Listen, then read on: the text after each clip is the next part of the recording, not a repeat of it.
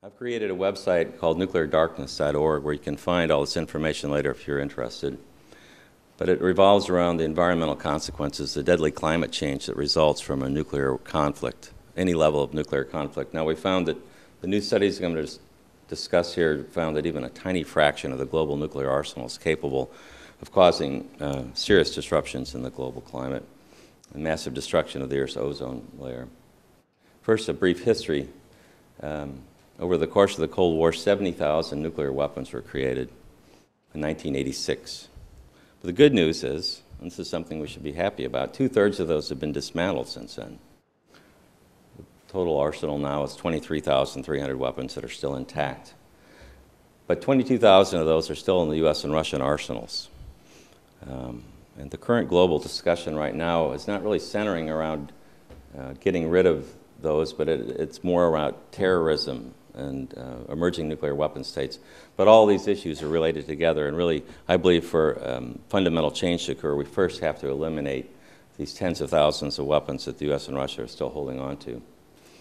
So if you look at what the firestorms these produce, which is a mechanism for climate change, I superimposed these areas over a map of Washington, D.C., because I did a briefing there. I was trying to get the attention of the politicians, so I thought.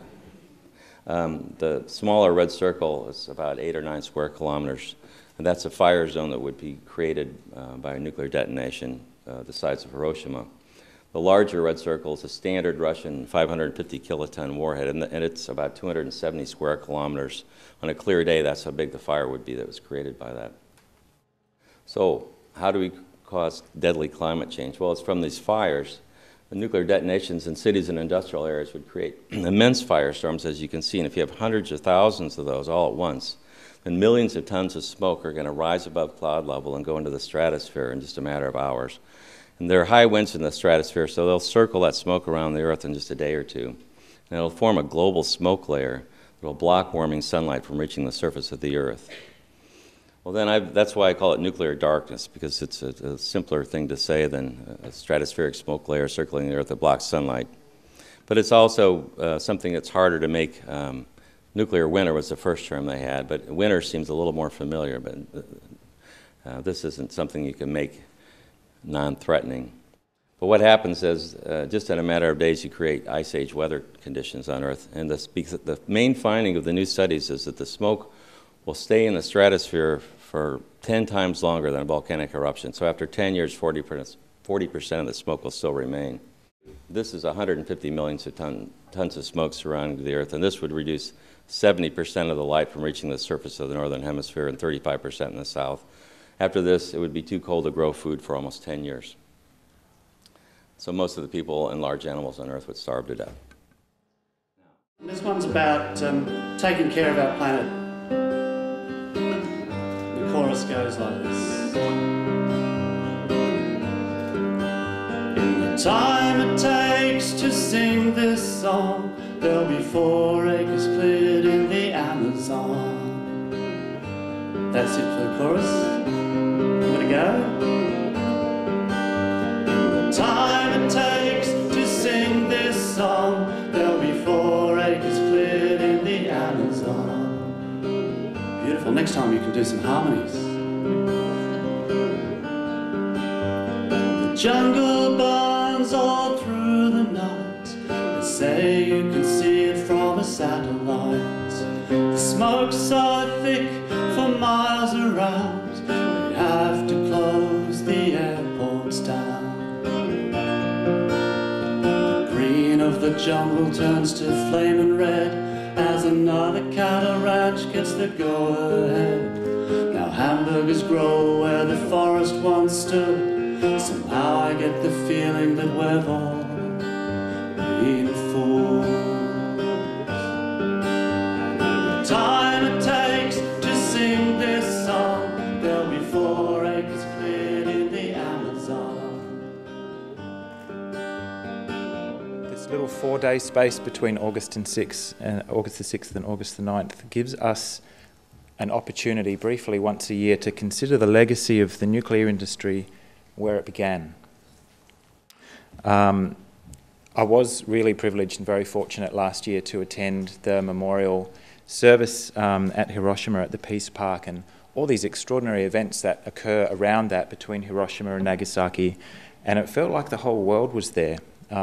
Very strongly grounded, obviously, in the Japanese experience, the direct Japanese experience of nuclear weapons, but it did feel like the whole world had also come calling to have these extraordinary peace celebrations, conferences, planning, strategizing, looking after each other that occur in those few days. And it really changed things for me, because for the first time, I've been working on nuclear issues for 10 or 11 years now, and for the first time I really clicked what it was that I was part of, because this campaign is and always has been global.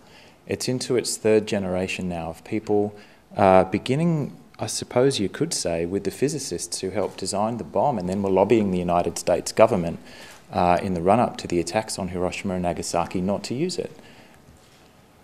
But really our movement is founded on the three generations of Hibakusha, the people who survived the attacks, and their presence in Hiroshima was so strong and so grounding for the people, for the visitors and for the people who'd come there, and then also being able to spend time in the company in a little bit more depth and detail of the Hibakusha on the trip up from Auckland late last year. I think really locked in the fact that we're amongst a global family. If you've come here as the first anti-nuclear event that you've ever come to, or if you've been working on this issue for your whole life, we have friends and allies all over the world that are now into their third generation. Friends and allies in corporations, in parliaments, in local government, in community groups everywhere, in families, right around planet Earth. Everywhere that this industry touches down, and has touched down since 1945, communities come together to fight it peacefully. We're here in Australia, and we're in the middle of an avalanche of an offensive, I think, by the nuclear industry to justify its existence, take one last chance, because it's a very sick and dying industry, and it's been in very poor condition since the 1980s, because very few countries are building nuclear power stations, and now dozens of them are slated to close over the next 10 or 15 years, much faster than the industry can afford to build new ones. And so the industry has seized on the hope of climate change, perhaps as being its one last chance for redemption. And on this ancient continent, we host 40% of the world's uranium. Now, you can use that as bomb fuel, or you can use it as reactor fuel, but the factories are the same. The facilities used to enrich the uranium and to take the plutonium out the back end of the fuel cycle are the same, whether you're interested in building weapons or producing electricity. The only difference, actually, is political will and intention. And so in Australia, hosting 40% of the planet's low-cost uranium reserves, we have an enormous responsibility to prevent another kilogram of this stuff coming out of the ground and going to the nuclear fuel chain, because every kilogram that we export out through Darwin increases the odds that these weapons one day will be used again.